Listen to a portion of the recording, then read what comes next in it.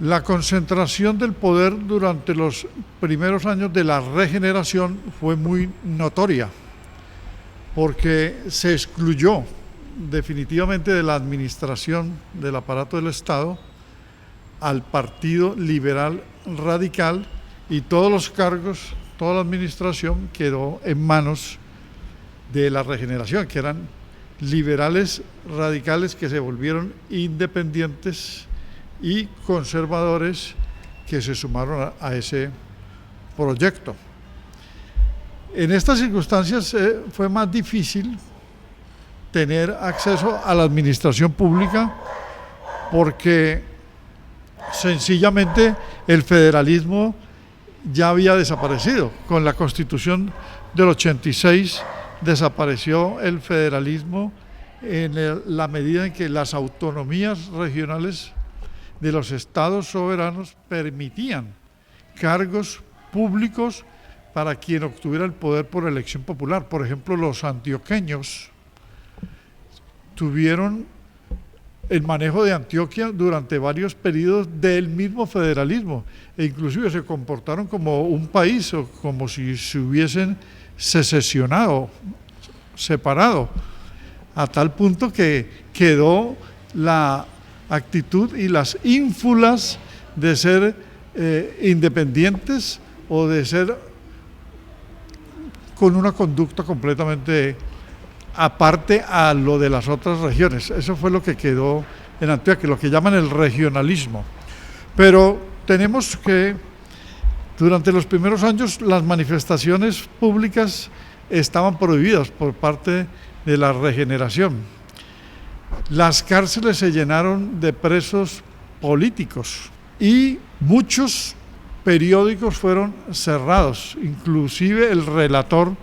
de Santiago Pérez, que había sido presidente del radicalismo. El papel periódico fue confiscado, la censura aumentó, los fondos del Partido Liberal fueron congelados, había una financiación a los partidos. Unos antecedentes importantes a la guerra de 1895 fueron los hechos de 1893, un levantamiento de artesanos y de estudiantes contra la administración que estaba presidiendo Miguel Antonio Caro por periodos saltuarios como vicepresidente, lo ejercía de presidente encargado. Los artesanos habían sido aliados de alguna manera de Núñez, porque él tomó unas medidas proteccionistas y esto le gustaba a los artesanos. Pero las relaciones se tensaron y se rompieron, y por lo tanto hubo disturbios a tal punto que varias estaciones de policías fueron atacadas, o sea, un motín. Se presentó fraude electoral porque cambiaron la ley electoral, las circunscripciones que se dieron, el control o las cortapisas impidieron que el Partido Liberal llegara a tener curules en el Senado y en la Cámara. Solamente Rafael Uribe llegó a tener una curul, y luego Benjamín Herrera, es decir, dos miembros del Partido Liberal. Todas las otras estaban copadas por el Partido de la Regeneración, que era el Partido Nacional. El vicepresidente Caro, pues un hombre sí, letrado, gramático, experto en el manejo del latín, traducía textos, muy académico, pero nada político, dicen los críticos como Eduardo Santa o como Gonzalo España. Y esto hizo que él repudiara a los miembros del Partido Liberal antes en el poder, porque la actitud de Rafael Núñez, que era el jefe, fue también la de desaparecerlos de la administración pública. La guerra de 1895 tuvo como protagonista a Rafael Uribe, que luego va a ser el protagonista principal de la Guerra de los 1000 días, personaje sobre el cual se va a inspirar García Márquez en 100 años de soledad para construir una figura protagónica dentro de la novela, que es Aureliano Buendía. O sea, la experiencia de Rafael Uribe para haber llegado a la Guerra de 1000 días como jefe de gran parte del ejército liberal estuvo dada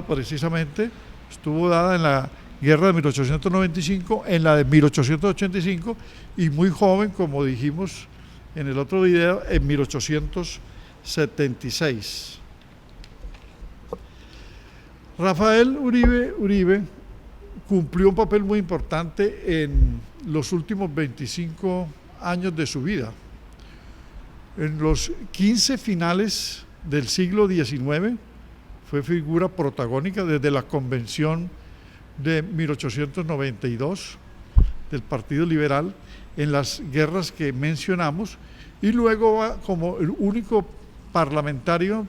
del Partido Liberal en medio de la regeneración dominante, va a ser los grandes debates y grandes discursos, va a ser el renovador del Partido Liberal a principios del siglo XX, en los 10 años siguientes, con su teoría del socialismo de Estado, pero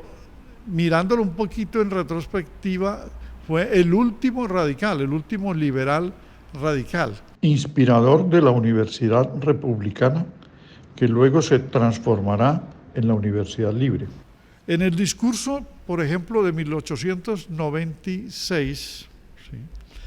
Rafael Uribe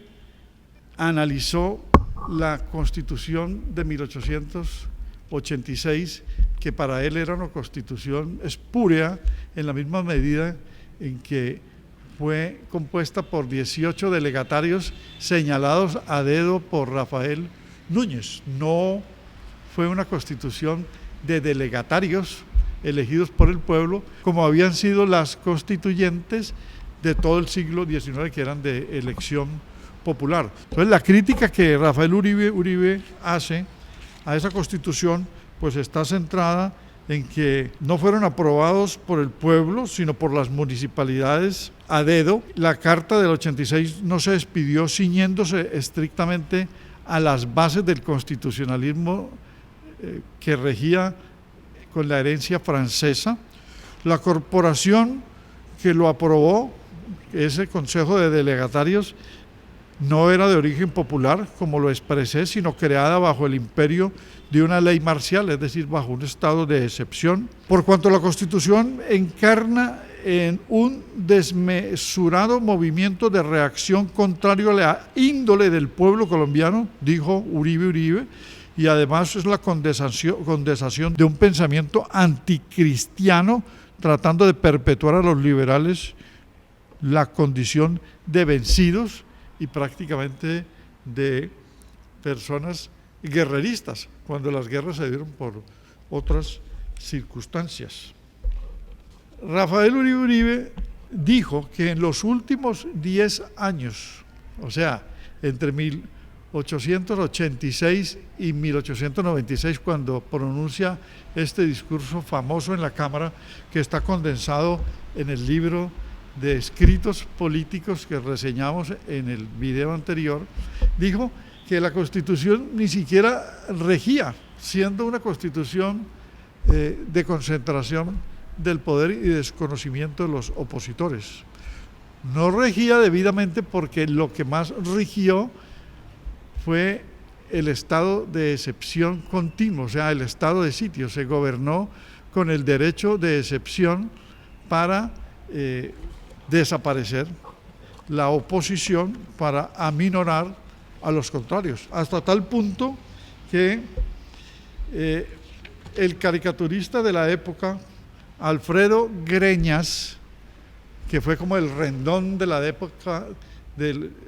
50 en el siglo XX, o el Osuna de la actualidad colombiana, Greñas fue desterrado precisamente porque caricaturizaba a los gobernantes en el poder.